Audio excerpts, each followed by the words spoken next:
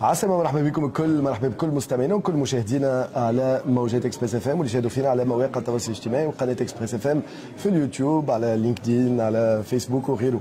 مرحبا بكم الكل. حبينا اليوم هوني من الصالون اللي تنظم حول قطاع الايرو سبيس معناتها في بلادنا. التنظيم حضر معنا رئيس لجنه التنظيم، هو فات نظموا 4 ايفينمون من النوع هذايا في السنوات الماضيه في تونس، اخرهم عندهم 12 سنه 12 سنه ما رجعوش، وهم ينظموا اكبر ليزيفينمون لي بلو كونو في تولوز في سياتل في اسيا في عديد القارات معناتها اغلب القارات وعديد العواصم اللي مشهوره بالاندستري ايرونوتيك نتاعها وايرو سباسيال. حضر معنا اذا ستيفان كاستي اللي هو مؤسس الشركه دونك ابي اللي تنظم التظاهره هذه. بونجور، bienvenue à vous sur les ondes d'Express FM et en Tunisie. Merci à vous d'être venu nous voir et de pouvoir échanger. Ça fait 12 ans quand même, vous n'êtes pas revenu, donc la moindre des choses c'est de venir à votre rencontre et de vous poser une question toute simple justement. Pendant ces 12 années, vous avez organisé, comme je disais en Tunisie, vous l'avez peut-être compris, je pense que les plus importants salons qui se font autour du monde sont organisés par vous. Et aujourd'hui, alors où va le monde de l'aéronautique? Qu'est-ce qui se passe? Si vous deviez nous faire une sorte de photo comme ça de ce qui se passe dans cet univers-là, un peu partout dans le monde. Oui, comme tous les grands secteurs d'activité, il change très vite, il change très fort. Et automatiquement, qui dit changement dit devoir s'adapter, trouver de l'agilité. Et aujourd'hui, l'industrie aéronautique, elle en est là. Vous l'avez souligné, nous déjà on est très heureux, on est ravis, on revient en Tunisie.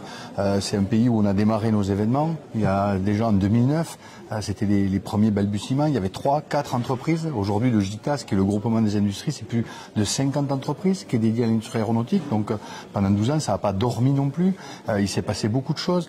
Bien évidemment, il y a eu le Covid qui a amené, il y a eu des tensions géopolitiques, il y a beaucoup de choses qui se passent, mais aujourd'hui, l'industrie aéronautique, elle est sur une croissance qui est très importante, avec des enjeux qui sont primordiaux, et le fait d'avoir aujourd'hui un écosystème en Tunisie qui se développe, c'est une opportunité et pour la Tunisie, mais également pour la supply chain aéronautique.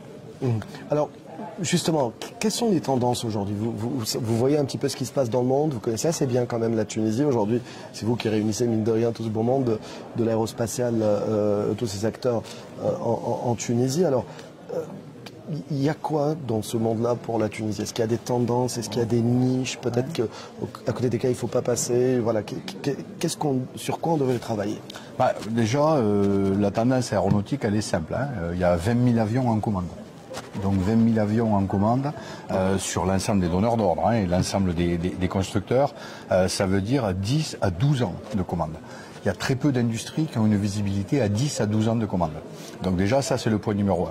Point numéro 2, c'est que l'ensemble des acteurs traditionnels de la supply chain, qui sont dans des pays que l'on a l'habitude de connaître pour leur industrie aéronautique, qui vont être la France, qui vont être les États-Unis, qui vont être le Canada, qui vont être l'Allemagne, qui vont être l'Italie, sont aujourd'hui des pays qui sont aussi saturés et qui ont aujourd'hui des difficultés encore plus fortes que par le passé à recruter, parce que ça c'est important, et puis aussi où à trouver du foncier. Enfin, il y a beaucoup de choses qui sont en lien. Et la Tunisie, c'est aujourd'hui une opportunité forte pour elle, je le pense, parce qu'il y a quand même, ce que je vous disais, il y a quand même 50 entreprises. 50 entreprises avec des acteurs majeurs de ce qu'on appelle la sous-traitance. Parce qu'on a l'avionneur, mais dessous, on a des équipementiers qui sont des sociétés qui ont de la capacité à produire des pièces ou des sous-ensembles complexes, comme l'on dit, et qui aujourd'hui sont capables d'augmenter de la cadence et de prendre de la charge en Tunisie. Il y a une population qui est jeune. Il y a une population qui apprend vite, il y a une population qui a envie d'apprendre. Donc il y a aujourd'hui la possibilité de faire monter en compétence tous ces jeunes-là. Et la Tunisie a beaucoup d'avantages pour être capable d'aller chercher ces choses-là. Les niches, elles sont comme partout. On parle beaucoup de start-up, on parle beaucoup de décarbonation. C'est sûr que par rapport à ça, il y a énormément de choses sur lesquelles on peut aller. Il y a énormément de choses sur le numérique, sur la digitalisation, où la Tunisie peut aussi se positionner. Mais déjà, dans ce qu'elle fait, on pense, nous, que la première étape de la Tunisie, c'est de continuer à faire ce qu'elle fait en le faisant mieux et en faisant encore plus. Et c'est sur ça qu'on estime que cet événement et ce forum est important.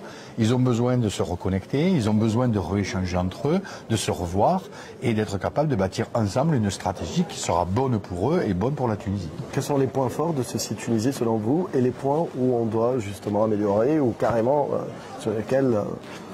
Les points forts, ils sont ceux qui ont fait que c'est arrivé sur ça, c'est-à-dire une jeunesse qui a envie d'apprendre, et c'est ce que je disais, des entreprises qui ont aujourd'hui une vraie volonté de s'être installées en Tunisie et de développer au travers de ça et de faire exister un écosystème.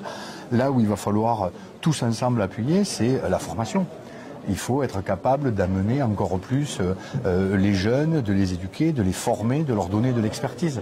Et ça, c'est sur ça qu'aujourd'hui, si la Tunisie se veut de prendre un certain nombre d'actions, il va falloir qu'il y ait peut-être plus de liens entre ce qui est le volet institutionnel, politique, le volet académique, que ce soit les écoles d'ingénieurs ou que ce soit les centres de formation, ainsi que les industriels, que ce soit les grands, les moyens, les PME, mais également les startups qui s'en viennent. Et ce qui est important, c'est d'arriver à créer une cohésion avec l'ensemble de cette chaîne de valeur. Vous reviendrez? On reviendra, bien évidemment, et pas, on va pas attendre 12 ans, on va le faire tous les 2 ans. C'est l'objectif, c'est la mission que nous, on veut se confier.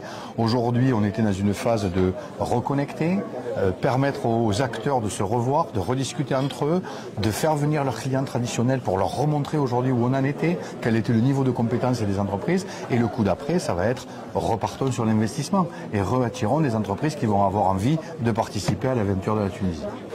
Merci beaucoup. Merci pour ce que vous faites. Et puis, à dans 2 ans. Parfait, merci. Entre-temps, vous allez, Seattle, je pense. Entre-temps, on va aller un peu partout, prêcher la bonne parole de l'industrie aéronautique pour mieux revenir. Et vous parlerez de la Tunisie. Et on parlera de la Tunisie. Merci beaucoup. Merci Stéphane Castet. Donc, منظم كما قلت لكم التظاهرة هذه دونك المؤسسة ABE واليوم حاضرين دونك هنا avec tout le beau monde de l'industrie aérospatiale donc في تونس.